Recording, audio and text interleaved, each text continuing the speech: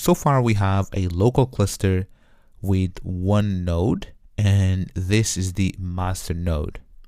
And inside we have the control plane with all of these components that you have learned. And this node has an IP address which you can grab it yourself by running minikube IP. So let me quickly show you. So in here in my terminal, I'm going to type minikube and then IP. And this is the IP address for our master node. So if I go back to the slides, now what we want to be able to do is from our machine to interact with our cluster. And the way to do it is by using this command line application called Kubectl or Kubectl, as many people pronounce. And basically what Kubectl or Kubectl, which I'm going to refer as in this course, I prefer Kubectl. Kubectl will allow us to interact with our cluster. So as I said, Kubectl is a command line tool, and we can run commands against our cluster. We can deploy applications, we can inspect, we can edit resources, we can debug our cluster, we can view logs, and a bunch more. And you're going to learn lots of commands throughout this course. But Kubectl will be the command line tool that we're going to use for most of this course in order to learn Kubernetes. And also, Kubectl is what you're going to use in order to connect your cluster, whether it's running in production or any environment. So you need to be really familiar with Kubectl. So the only requirement for you in order to use Kubectl is that you need to be confident using the terminal or command line. So luckily for you, I do have this course right here, and it's absolutely for free. So Terminal, Bash, and Vim Essentials. So this will teach you how to navigate your way around the terminal, the commands, how to use Vim, so on and so forth. So this is the essentials that you as a software engineer need to know in order to use the terminal. So if you're not familiar with the terminal, I highly recommend you to enroll to this course right here. Now let's go ahead and install Kubectl. So in here, I've got this tab open right here, and you can find all of these links under the description of this video. This is the official page for Kubernetes, so kubernetes.io, and they have lots of links, documentation, blogs, training, community, so on and so forth. So here, let me go to documentation.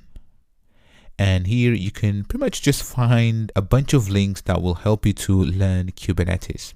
So here, let's go ahead to this section right here. So set up a K8s cluster. And you can see that we can basically set up the cluster for learning environment or production, but we are learning Kubernetes. And right here, this section, so install tools, contains the list of tools that we need.